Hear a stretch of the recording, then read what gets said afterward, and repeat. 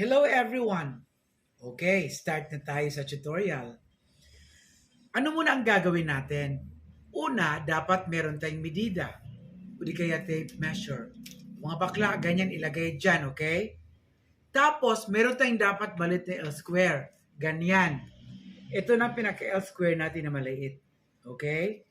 Tapos, pinaka-ruler, pero may ruler tayo na in centimeters or in eighths. Tapos, meron tayong mangga. Mangga, ayan o. This is French curve actually. Meron tayong gunting. Kahit anong gunting mga bakla. Siyempre, meron tayong mga pencils. Di ba la? Tapos, meron tayong fitting forms. Bakit kailangan yan, Tito Cecil? Dahil, tuturuan ko kayo ngayon kung paano magsukat.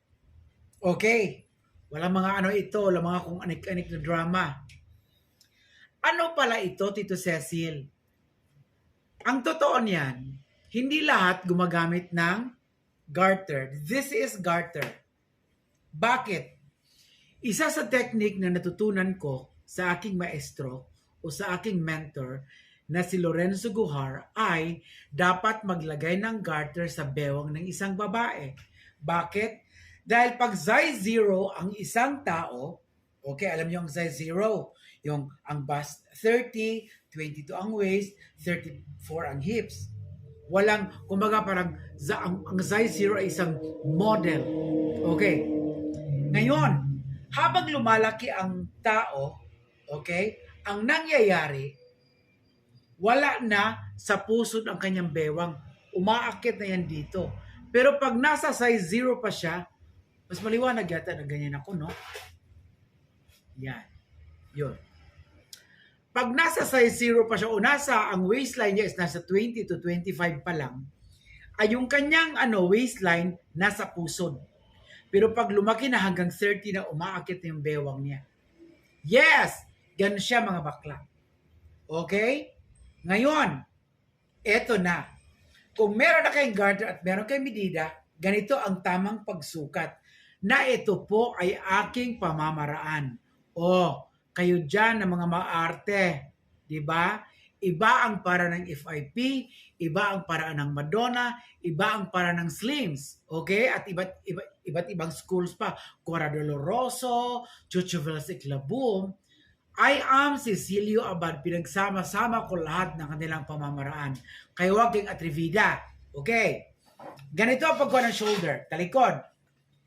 Mula dito, mula riyan, papunta rito sa nape hanggang sa kabilang buto. That is the shoulder line. Okay. Ngayon, next is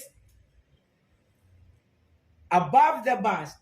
Above the bust is ganyan. Kinukuha ng above the bust. Ayan. Ganyan mga bakla. Ganyan. Pasok ang dalawang daliri o isang daliri. Okay. Next is yung bust line. Yan ang bust line. Ang susunod, nasundan nyo ba ako? Ang susunod ay empire. Di ba, social ko nakaupo nagturo, no? Bakit ba? Vlog nyo ba ito? Burn na kayo, ha? Next is waistline.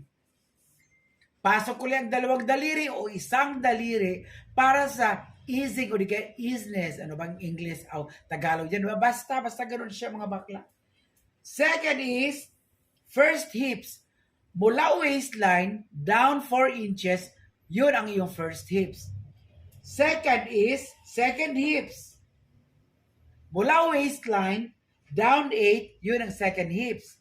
Meron pang tinatawag mga bakla na third hips o di kaya saddlebag. Pansin nyo may babae, may mga babae na malaki dito, ito rito. Kinukuha yun mga bakla kasi paano pag pencil. Okay? Tapos nakakorte. Ang tsaka ng korte noon, okay? Next, doon naman tayo sa front figure or bust point muna. Magmula dito sa side ng neck, sundan nyo ako. Side ng neck doon, ang 0, Ito ang bust point nipple. Pagbaba niyan, doon kung saan tumapat sa garter, yan ang front figure. Sumagot ka, Totoy. Okay. Ano ang bust distance? Nipple to nipple. Okay. Ano ang tinatawag na front chest? Yung crack ng kilikili hanggang kabilang kilikili. Hirap pagturo. Oo. Yan siya. Pak.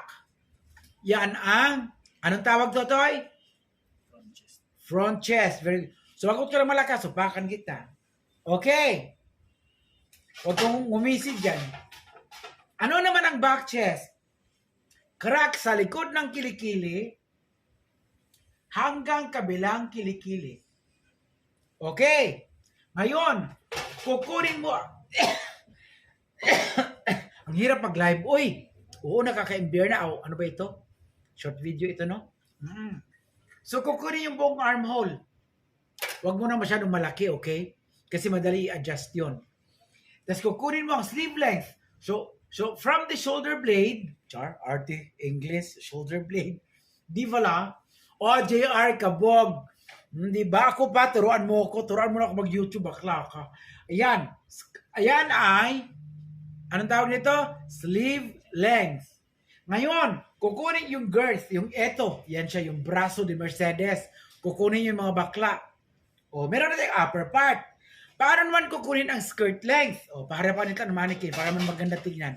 Magmula rito hanggang floor kung floor length. Pero kung hanggang tuhod lang din. Eh kung gusto mo ng micro mini, abay, halos doon sa Shokfekek, ganun hanggang doon.